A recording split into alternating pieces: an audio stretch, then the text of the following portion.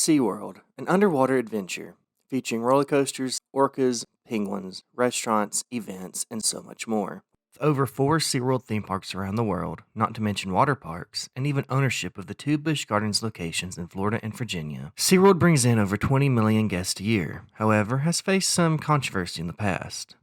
As the company as a whole grows and goes where the deep sea calls, today we take a deep dive into a world at sea of the past. Gone and forgotten, SeaWorld, Ohio.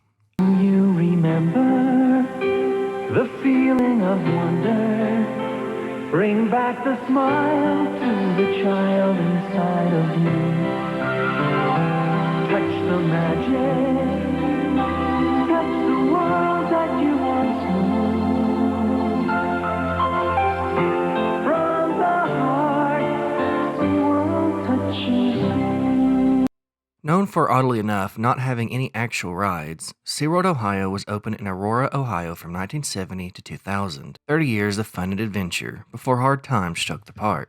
To begin this expedition, like any trip, we must start from the very beginning, the 1960s. SeaWorld currently only had one location in San Diego and wanted to expand into the East Coast, looking for a location with moderate weather and an overall higher family income. Aurora, which is very close to Cleveland, was chosen. A little over 2 years later, on May 29, 1970, was the first official day of operation for the newly constructed park.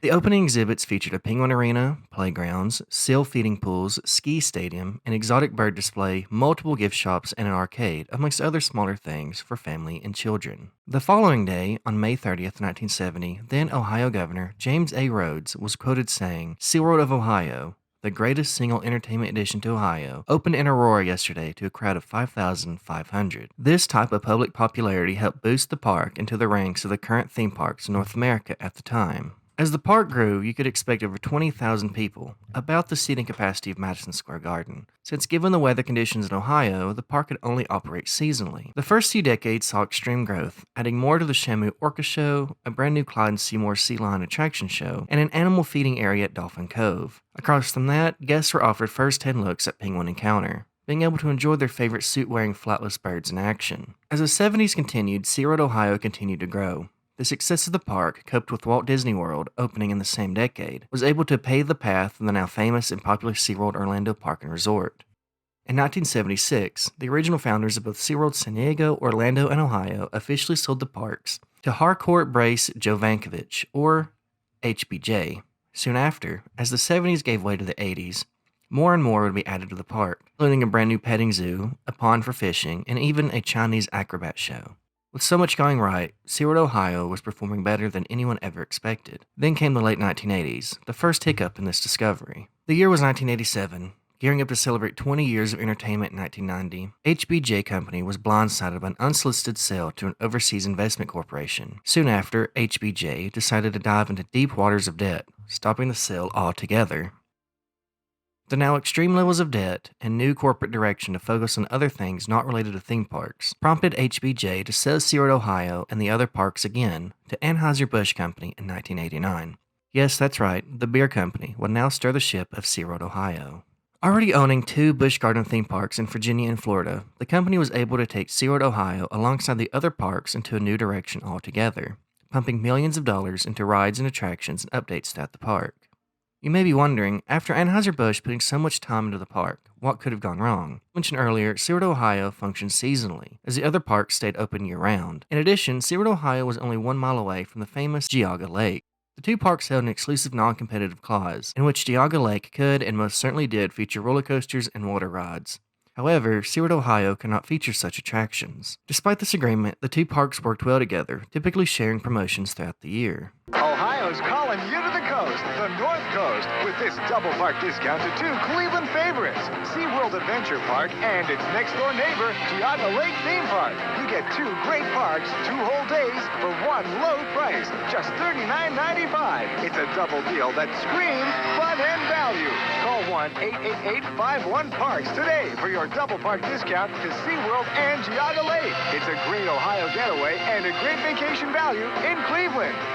However, even with this agreement with Geauga Lake, seasonal operation, and new ownership direction, it was the park itself and events that unfolded in the mid-1990s that saw the park take its final voyage. One of the improvements made by Anheuser-Busch was that of the water ski stadium. which of course featured water ski attractions and shows throughout the season. Holding upwards of 3,000 guests at a time, the attraction was able to become a very popular place for the park itself. Despite this new popularity, it was on August 18, 1996, when a speedboat operator lost control of a 1,500-pound speedboat, causing the boat to fly off into the first few rows of guests during a Baywatch at SeaWorld adventure show. 23 people were unfortunately injured during the accident.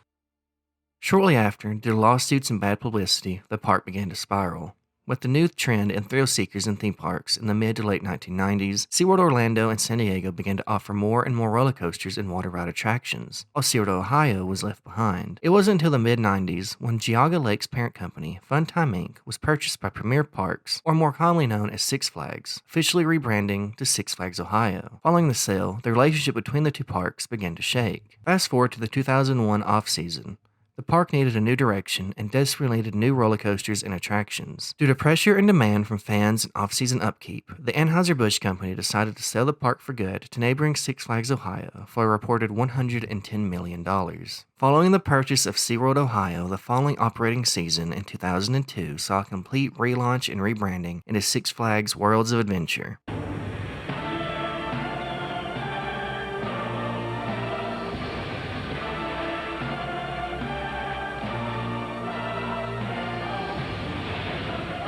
Don't miss the spectacular opening season of Six Flags Worlds of Adventure, uniting Six Flags Ohio with the former SeaWorld Ohio to create America's newest, grandest Six Flags. Now, experience 3 thrilling worlds with one ticket. A thrill park, a water park, and a sea life park. It's the only theme park of its kind in the world. Come celebrate the opening of America's new entertainment capital. Six Flags Worlds of Adventure. Wild life, wild rides. Six Flags made a statement, wanting to add more than ever, officially adding rides such as Batman Night Flight, Superman Ultimate Escape, and Roadrunner Express, while also incorporating older rides from Geauga Lake such as Big Dipper, Mind Eraser, and Skyscraper. Now featuring tons of new rides and attractions, at the height of popularity for Six Flags as a whole, the new park saw success. However, as a common theme in this series, Six Flags Worlds of Adventure would soon run its course. This rebranding and celebration of the new park wouldn't last long. Six Flags Worlds of Adventure was only able to last for 3 seasons. Six Flags would again sell the park to Cedar Fair, owners of Cedar Point Theme Park, only 80 miles away in Sandusky, Ohio. On the park's now third ownership group, Cedar Fair decided for yet another rebrand and relaunch, officially bringing back the Geauga Lake name and branding back to the park. For only 3 more years, Cedar Fair would operate the ride side of the park. Even with the investments made, Cedar Fair eventually pulled the plug on the park again in 2007, closing all the roller coasters and non-water-based attractions, now only focusing on the water park aspect. Cedar Fair officially opened Wildwater Kingdom on the former SeaWorld Ohio site as an exclusive water park soon after. Wildwater Kingdom itself would close for good in 2016. As for what the future holds, Cedar Fair would soon put the former SeaWorld of Ohio and Geauga Lake side of the park up for sale in 2008. This marked the final few days in which guests could admire what was left of the former 2 theme parks. As of 2020, a brand new property development group announced the purchase of land that was once home to Geauga Lake, Wildwater Kingdom, SeaWorld Ohio, and Six Flags Worlds of Adventure, with plans for new homes and apartment complexes to be built and ready for purchase in 2021. The property group announced an in-memory street names such as Carousel Court and Dipper Way, in homage to the former Geauga Lake attractions. In the end, SeaWorld Ohio defied expectations, lasted longer than any other theme park in the same area, entertaining millions of guests for over 4 decades. Through ownership changes, rebranding, and retheming, SeaWorld Ohio may be gone, but will forever hold a special place in theme park history.